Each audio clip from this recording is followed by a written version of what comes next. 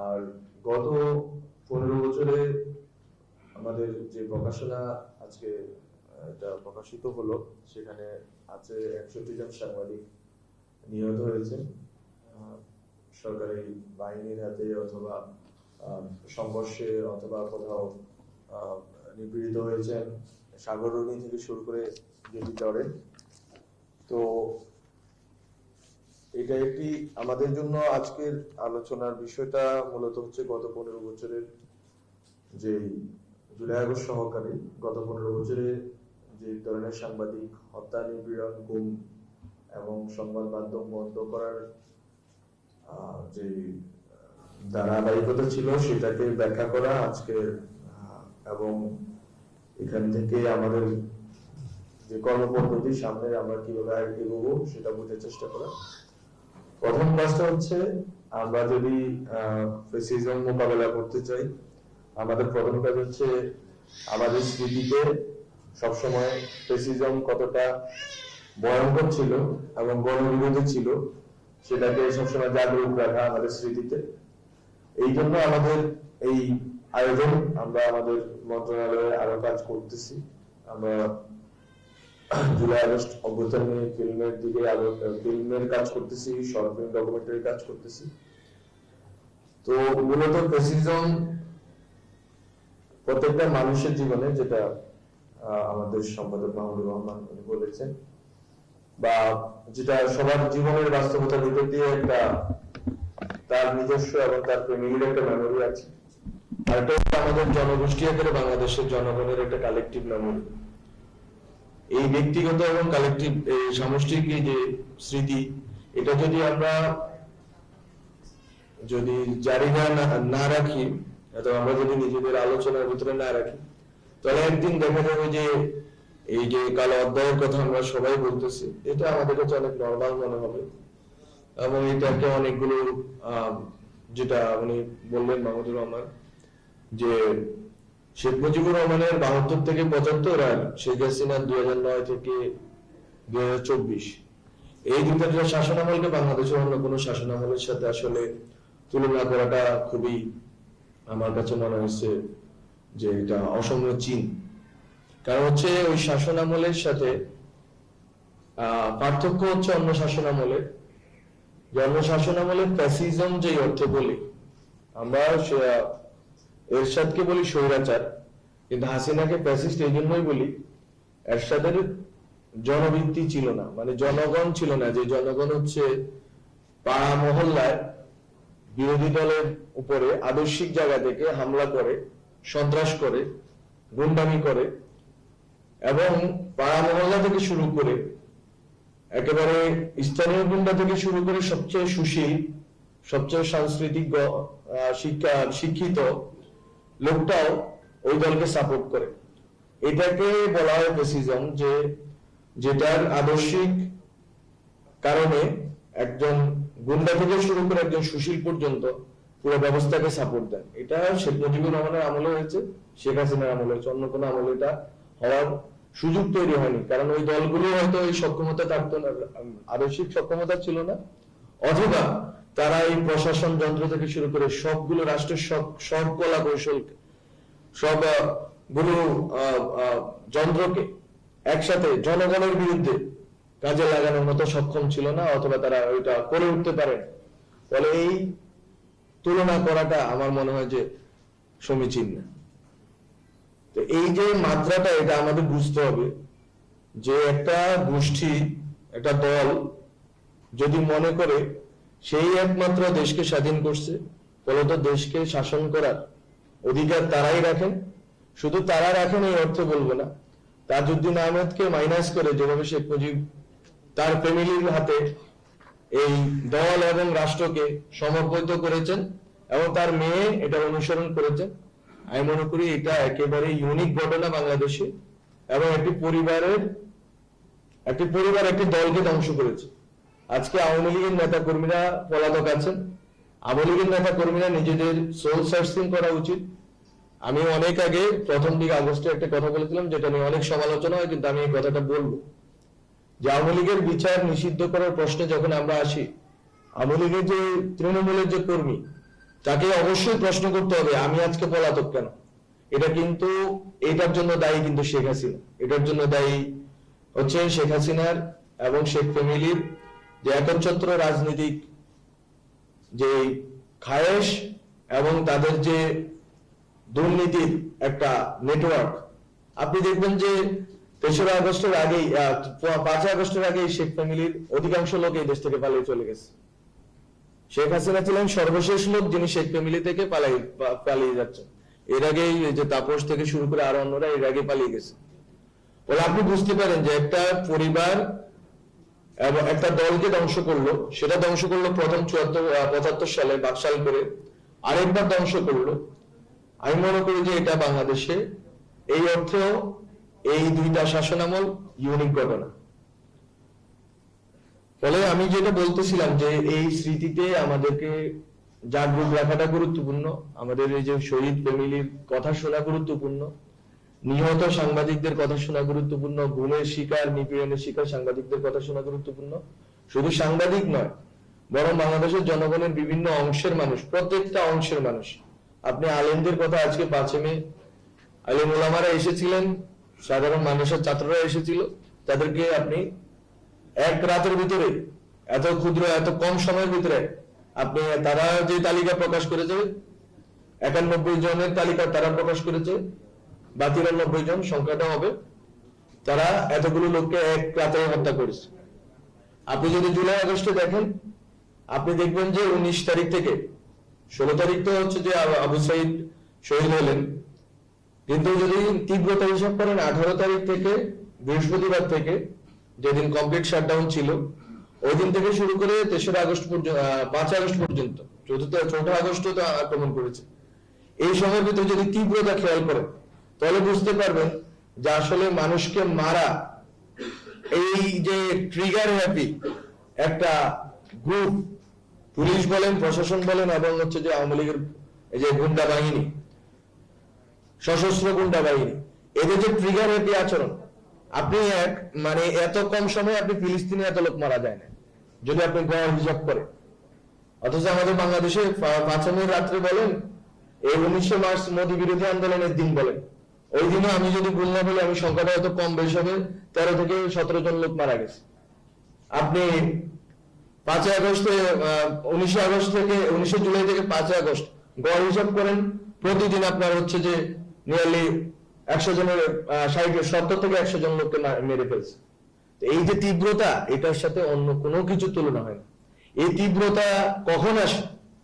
যখন একটা মানুষ, একটা গোষ্ঠী, একটা ব্যক্তি, একটা পরিবার, একটা গোষ্ঠী একটা সম্মতি উৎপাদন করতে পারে সোসাইটিতে, সমাজে, যে আমি এত ব্রুটালিটি করব কিন্তু আমার বিরোধিতা করার কেউ থাকবে। এবং সম্মতি উৎপাদনের যন্ত্র ছিল গণমাধ্যম। এবং এই অর্থে গণমাধ্যমকে আমি কালকেও বলছি যে রাজনীতিকরণ, পলিটিসাইজেশনই মূলত সাংবাদিকদের শত্রু। সাংবাদিকদের এই কথাটা খুবই বোঝা উচিত, গুরুত্ব দিয়ে বোঝা উচিত যে এই যে রাজনীতিকরণ হয়েছে সংবাদ মাধ্যমগুলোর, এটাই মূলত সাংবাদিকদের এই যে অধিকারহীনতা, এটার উৎস।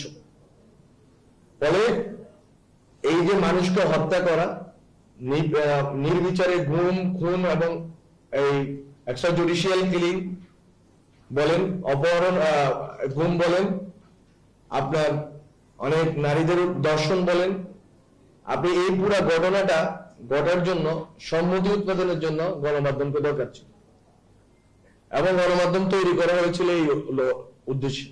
আওয়ামী লীগের আমলে যে গণমাধ্যমগুলোর লাইসেন্স দেওয়া হয়েছিল, আমরা ওগুলো খুব শীঘ্রই, আমরা কালকেও বলেছি টিআইবির একটি মিটিং এ, আজকেও বললাম, ওগুলো আমরা তদন্ত করব এবং ওইটার সবগুলো কিভাবে, কখন, কিভাবে এদেরকে অনুমোদন দেওয়া হয়েছে এবং এই অনুমোদনের ভিত্তিতে এরা কিভাবে বাংলাদেশের জনগণের বিরুদ্ধে অবস্থান নিয়েছে এবং ভুয়া সাংবাদিক তৈরি করেছে। আপনি যদি সাংবাদিকতার যদি কোয়ালিটি, যেটা আমাদের সংস্কার কমিশন প্রস্তাব করছে, একটা পজিটিভ কম্পিটিশন আর কোয়ালিটি, প্রফেশনালিজম যদি তৈরি করতে চান, আপনাকে ব্যাড অ্যাপল গুলো বাদ দিতে হবে এবং গুড অ্যাপল গুলো রাখতে হবে। এবং গুড অ্যাপল, যেটা উনি বললেন সংস্কার কমিশনের প্রধান, যে এদের জন্য যাদের পত্রিকা বিক্রি হয় তাদের জন্য সুযোগ বাড়াইতে হবে। তাদের জন্য আমরা এই যে পত্রিকার সার্কুলেশনের ভিত্তিতে ডিএপির যে আছে সুবিধা আছে সেগুলো বাড়ানোর চেষ্টা করব। আমরা হার বাড়াবো, বিজ্ঞাপনের হার বাড়াবো। আমরা যেভাবে হোক এই সুবিধা তৈরি করবো যে এখানে পজিটিভ মিডিয়া হবে, প্রফেশনাল মিডিয়া হবে। এবং আমি এটা আবার বলতে চাই যে আমরা চাই না এই সরকারের পক্ষে আপনারা লেখেন, সরকারকে প্রশ্ন করেন। আমি ব্যক্তিগতভাবে মনে করি সরকারকে প্রশ্ন করলে সরকার বেশি কাজ করে, সরকার আরো দায়িত্বশীল ভূমিকা পালন করে। এখানে সাংবাদিকরা এসেছেন, আবুল আসাদ, উনি বলেন সংগ্রামের সম্পাদক। উনি যে কথাটা বলছেন, এই প্রশ্ন করার অধিকার এবং এই সাহস সবার থাকা উচিত। সাংবাদিকরা বলুক, সরকার আরো দায়িত্বশীল আচরণ করবে। কিন্তু প্রশ্ন করা এক জিনিস, দায়িত্বশীল জায়গা থেকে, পেশাদারিত্বের জায়গা থেকে প্রশ্ন করা আরেক জিনিস, আর মেলাইন করা অথবা সাংবাদিকতাটাকে একটা দলের একটা আদর্শের প্রোপাগান্ডা আকারে ইউজ করা, এটা আলাদা জিনিস। আমি খুবই অবাক হই, এই সুযোগে বলতে চাই, কয়েকটি পত্রিকা জুলাই অভ্যুত্থান লেখে না, তারা লিখে জুলাই আন্দোলন। তারা বলে না যে জুলাই গণ অভ্যুত্থানের সরকার, তারা বলে পট পরিবর্তনের পরবর্তী সরকার, তারা বলে ক্ষমতার পট পরিবর্তন। এটার ইংলিশ জানেন? এটার ইংলিশ হচ্ছে রিজিম চেঞ্জ। রিজিম চেঞ্জ মানে হচ্ছে যেটা ইন্ডিয়ান ন্যারেটিভ, যে এখানে রিজিম চেঞ্জ হয়েছে, এটা রিজিম চেঞ্জ অপারেশন হয়েছে, এখানে 2000 লোক শহীদ হয়নি, এখানে যা একটা চক্রান্ত হয়েছিল এবং হাসিনাকে উৎখাত করা হয়েছে। এটা কোনো সংবাদ মাধ্যম এটা করতে পারে না, যদি তার ভিতরে একটু নৈতিক সাহস। আমরা এই সংবাদ মাধ্যম কিন্তু দেখেন আমরা বন্ধ করিনি, না ওই সম্পাদককে আমি কল দিছি, না যারা লিখতেছে তাদেরকে আমরা কোনো কিছু বলছি, অ্যাপ্রিহেন্ড করছি। আমরা করব না। লেখেন, জনগণ আপনাদেরকে দেখে নিবে, যারা শহীদ ফ্যামিলি তারা আপনাদেরকে দেখে নিবে। আপনাদের সাহস হয় কিভাবে? আপনারা আপনাদের চোখের সামনে ঘটেছে, এটা কয়েক বছর আগের ঘটনা না, কয়েক মাস আগের ঘটনা। আপনারা এই মানুষগুলো, এই শহীদ ফ্যামিলি গুলো এখনো বিচার পায় নাই, সেই বাস্তবতা আমরা দেখি। ট্রাইব্যুনাল আরেকটা করা হয়েছে এবং এটা বিচার প্রক্রিয়ার জটিলতা বাংলাদেশে, এটা আমরা জানি। আমরা চাইলেই বিচার করতে পারি না। আর যদি বিচারের নামে আমি যদি এরে ওরে গ্রেফতার করে একে ওকে ফাঁসিতে ঝুলাই দিই, আমার সাথে তার আওয়ামী লীগের কোনো ডিফারেন্স থাকে না, আমরা ওইটা প্রক্রিয়া কেন। কিন্তু এই যে সম্মতি উৎপাদনের যন্ত্র হিসেবে গণমাধ্যম এই কাজটা করতে পারে না। অভ্যুত্থানের বিরুদ্ধে 7-8 মাস পার হলো মাত্র, এখনই আপনি লেখা শুরু করছেন। এটা একটা আন্দোলন, নিছক একটা আন্দোলন, এবং এইভাবে লেখা 34 দিনের আন্দোলন। 34 দিনের আন্দোলনের পরে আমি পত্রিকাটার নাম বলবো না, ওরা সদর্পে লিখে বেড়াচ্ছে।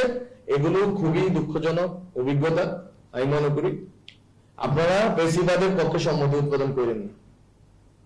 আপনারা জনগণ যখন প্রতিবাদ করে, অবশ্যই এখানে মব ভায়োলেন্স হয়েছে এবং মব ভায়োলেন্সের বিরুদ্ধে আমরা অবস্থান নিয়েছি। কোন সংবাদ মাধ্যমে আজ পর্যন্ত কোনো আঘাত করতে দেওয়া হয় নাই এবং সামনেও করতে দেওয়া হবে না কোন সাংবাদিককে। যেটা আমরা করেছি, আমরা এটা ডক্টর মোহাম্মদ ইউনূস বলেছেন, উনি বলেছেন এটা আমার সময়ে হয়েছে না, এটা নাহিদের সময়ে, নাহিদ ইসলাম যখন ছিলেন তখন উনি এটা করে দিয়ে গিয়েছেন যে কোন সাংবাদিক যদি হয়রানির শিকার হয় আমরা যাতে আমাদের কাছে জানানো হয় তথ্য মন্ত্রণালয়। আমরা কিন্তু এই লিস্টটা প্রণয়ন করেছি। 266টা মামলার কথা বলা হলো, কিন্তু আপনারা শুনতে পেলেন একজন সম্পাদকের বিরুদ্ধে 149টা মামলা হয়েছে। আমি শুধু জানতে চাই, গত 15 বছরে এই যে মামলা হলো, কয়েক হাজার মামলা হলো সাংবাদিকদের বিরুদ্ধে, কয়েকজন সম্পাদক লেখছেন, আমাদের কাছে প্রমাণ আছে। এখন তো ডিজিটাল যুগ, সবগুলো ফাইল তো আছে, সবগুলো পত্রিকা তো অ্যাভেলেবল আছে। কয়জন সম্পাদকীয় লিখেছেন, কয়টা রিপোর্ট বের হয়েছে যারা নিপীড়িত হয়েছেন এই সাংবাদিকদের নিয়ে, আমরা দেখব। এটা দেখা দরকার, জনগণকে এটা জানা দরকার। জনগণের অধিকার আছে জানার যে কারা ওই সময় চুপ করেছিল, কারা ওই সময় সরব ছিল। যে কথা বলতেছিলাম, আমাদের মন্ত্রণালয় থেকে যদি কোনো রকম হয়রানিমূলক মামলা হয়, আমরা এই মামলাগুলো পর্যালোচনা করব। তথ্য মন্ত্রণালয়ের অধিকার নেই এটা মামলাগুলোর পর্যালোচনা করার। আমরা যখন আমাদের কাছে চাওয়া হয়েছে, আমরা এই মামলাগুলোর সবগুলো পুরা প্রশাসনকে, আমাদের তথ্য অফিসকে ইউজ করে বা ওদেরকে সাথে নিয়ে আমরা এটা সংগ্রহ করেছি। এটা স্বরাষ্ট্র মন্ত্রণালয়ে যাবে, আইন মন্ত্রণালয়ে যাবে, তারা বিচার করে দেখবে। যদি এরকম হয় হয়রানিমূলক মামলা, তাহলে মামলাগুলো প্রত্যাহারের ব্যবস্থা হবে। অথবা আপনি দেখেন মামলা করবে, আমি কালকে বলেছি, বাংলাদেশের সরকারের যে অবস্থা, এখানে হচ্ছে বরকেন্দ্র একটা না, বরকেন্দ্র অনেকগুলো, রাজনৈতিক দলগুলো, এখানে অনেক রাজনৈতিক দল, অনেক পাওয়ারফুল। এখন যে যেখানে পারতেছে মামলা দিতেছে, আমরা বলতেছি এই মামলা এইভাবে যেন তেন ভাবে মামলা যাতে না হয় এই ব্যবস্থা আমরা নিচ্ছি। কিন্তু মামলা যেগুলো রয়েছে সেগুলো যদি হয়রানিমূলক কিছু হয় সেটার বিরুদ্ধে আমরা যাব এবং আমরা স্বরাষ্ট্র মন্ত্রণালয় এবং আইন মন্ত্রণালয়ে পাঠাবো। আরেকটি কথা আমি বলে দিতে চাই, এই যে 3 জন সাংবাদিক চাকরিচ্যুত হয়েছেন, আমরা এটা বিরোধিতা করি। আমরা সরকার থেকে চাই না কোনো সাংবাদিককে আরবিট্রারিলি উইদাউট এনি নোটিস চাকরিচ্যুত করা হোক। এটা জনগণ কে চাইছে না চাইছে এটা আমাদের বাধ্যকতা না। আমরা চাই সাংবাদিকদের যদি চাকরিচ্যুত করার এটা প্রক্রিয়া আছে, সাংবাদিক সুরক্ষা আইনের কথা বলা আছে। আমরা চাই যে সাংবাদিকদের যদি চাকরিচ্যুত করা হয় একটি নির্দিষ্ট প্রক্রিয়া মেনে করা হবে, নোটিশ দিয়ে করা হবে। একজন মানুষের জীবিকার উপরে এইভাবে আরবিট্রারিলি কেউ আঘাত আনতে পারবে না, এটা আমরা চাই, আমরা এটা বিরোধী। কিন্তু দেখেন দীপ্ত টিভি তারা কোনো নোটিশ পাঠায় নাই কাউকে, এমন ভাবে টিভি টেলিভিশনটা নিজেরা বন্ধ করে দিল যেন মনে হলো সরকার বন্ধ করেছে, কিন্তু সরকার তো বন্ধ করেনি। সরকার বন্ধ করার জন্য কল দেয়নি, কোনো গোয়েন্দা সংস্থা এই কাজটা করেনি, আপনারা করেছেন। এবং পুরো দুনিয়ায় নিউজ হলো যে সরকার একটা টিভি চ্যানেলে সম্প্রচার বন্ধ করে দিয়েছে। এই যে হটকারিতা, এটা কিন্তু কোনো ভালো লক্ষণ না। তো আমি আজকে আমার কথা শেষ করি এই জায়গা থেকে যে এতজন মানুষ শহীদ হয়েছেন, সাংবাদিকরা এখানে যে আমাদের প্রকাশনা, আজকের প্রকাশনাতে আপনারা দেখবেন 61 জন সাংবাদিক খুন হয়েছেন। এবং যেটা সংস্কার কমিশনের প্রধান বললেন যে আমরা এই সাংবাদিকদের জন্য কিছু করতে পারি কিনা, আমি রেসপেক্টিভ যে মিনিস্ট্রি গুলো আছে অথবা প্রধান উপদেষ্টার কার্যালয় আছে কথা বলে দেখব, যদি সাংবাদিকদের কোনো ক্ষতিপূরণ সুযোগ থাকে সেটা আমরা দেখব। আর যারা আগস্টে যারা শহীদ হয়েছেন এই পরিবার তো আলাদাভাবে হয়তো তাদেরকে গণ-অভ্যুত্থান অধিদপ্তর থেকে সহযোগিতা করা হচ্ছে। এছাড়া যে পত্রিকাগুলো বন্ধ হয়েছে, আমার মনে হয় সবগুলো পত্রিকা এখন চলমান আছে। শীর্ষ নিউজ, দিনকাল, আমার দেশ সবই চালু হয়েছে। ইসলামী টিভিরও আমরা ইসলামিক টিভিও চালু করার অনুমোদন দেওয়া হয়েছে, তারা হয়তো চালু করবে, বা অন্যরা হয়তো আসে নাই, তাদের যা যেভাবে হোক আমরা এই সবগুলো ওপেন করেছি। এবং আমাদের সরকারের নীতিমালা হচ্ছে আমরা কোনো কিছু বন্ধ করবো না, কিন্তু কোনো কিছু বন্ধ করবো না আরবিট্রারিলি।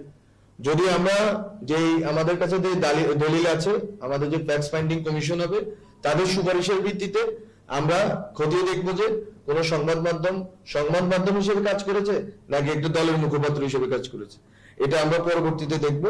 কিন্তু আমাদের এখনকার লক্ষ্য হচ্ছে আমাদের মন্ত্রণালয় থেকে যে এই যে গত 15 বছরের যে পেশিবাদী শাসন, এই শাসনের এই স্মৃতিটা জনগণের মনে জাগরুক রাখা, এই সাংবাদিকতা থেকে শুরু করে আমাদের যে চলচ্চিত্র, আমাদের যে অধিদপ্তর আছে ওদের ডকুমেন্টারির কাজ চলমান আছে, আমাদের এফডিসি থেকে ফিল্মের কাজ চলমান আছে।